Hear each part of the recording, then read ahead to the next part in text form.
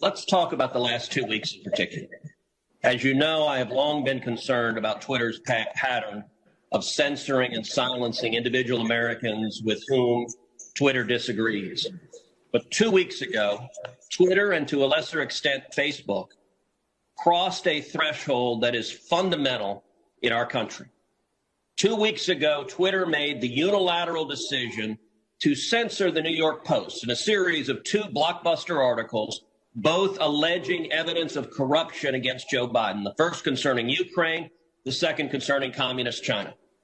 And Twitter made the decision, number one, to prevent any user, from sharing those stories. And number two, you went even further and blocked the New York Post from sharing on Twitter its own reporting. Why did Twitter make the decision to censor the New York Post? We had a hack materials policy that we... When was that policy adopted? In 2018, I believe. In 2018, go ahead. What was the policy? So the policy is around limiting the spread of materials that are hacked. We didn't want Twitter to be a distributor for hacked materials. We found that the New York Post, because it showed the direct materials, screenshots of the direct materials, and it was unclear how those were attained, that it fell under this policy. Now, so in your view, if it's unclear the source of a document, and in this instance, the New York Post documented what it said the source was, which it said it was a laptop owned by Hunter Biden that had been turned into a repair store. So they weren't hiding what they claimed to be the source. Is it your position that Twitter, when you can't tell the source, blocks press stories? No, not at all. Our team made a fast decision. The enforcement action, however, of blocking URLs, both in tweets and in DM, in direct messages, we believe was incorrect. And we changed it. Today, right now, the New York Post is still blocked from tweeting 2 weeks later. Yes, they have to log into their account, which they can do at this minute, delete the original tweet, which fell under our original enforcement actions, and they can tweet the exact same material in the exact same article, and it would go through. So, Mr. Dorsey, your ability is you have the power to force a media outlet. Let's be clear. The New York Post isn't just some random guy tweeting. The New York Post has the 4th highest circulation of any newspaper in America. The New York Post is over 200 years old. The New York Post was founded by Alexander Hamilton. And your position is that you can sit in Silicon Valley and demand of the media that you can tell them what stories they can publish, and you can tell the American people what reporting they can hear. Is that right? No, this was every person, every account, every organization that signs up to Twitter agrees to a terms of service. Terms of service is so public. Media outlets must genuflect and obey your dictates if they wish to be able to communicate with readers. Is that right? No, not at all. We recognize an error in this policy, and specifically the enforcement. You're still blocking their posts. You're still blocking their posts. Right now, today, you're blocking their posts.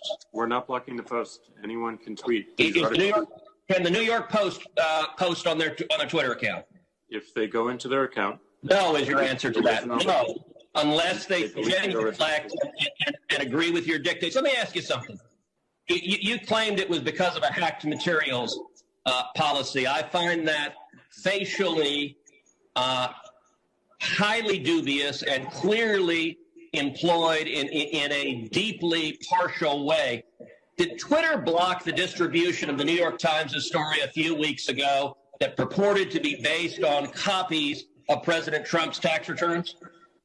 We didn't find that a violation of our terms of service in this policy in particular, because it was reporting about the material. It wasn't distributing the material. Okay, well, that's actually not true. They posted what they purported to be original source materials, and federal law, federal statute makes it a crime, a federal felony, to distribute someone's tax returns against their knowledge. So that material was based on something that was distributed in violation of federal law, and yet Twitter gleefully allowed people to circulate that. But when the article was critical of Joe Biden, Twitter engaged in rampant censorship and silencing. And again, we recognized errors in that policy. We changed it within 24 hours. This is. But you're still blocking the New York Post. You haven't changed it. We have changed it. They can log into their account, delete the original tweet.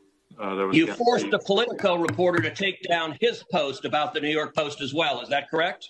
Within that 24-hour period, yes. But as the policy has changed, anyone can tweet the charter. Twitter takes the view you can censor the New York Post, you can censor Politico, presumably you can censor the New York Times or any other media outlet.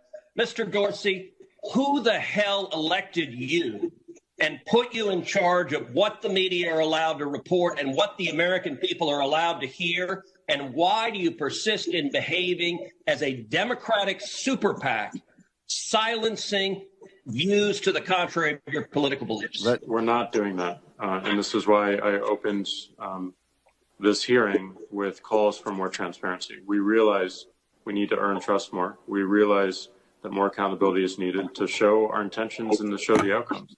Thank you, Senator. So I hear the concerns and acknowledge them, but we want to fix it with more transparency.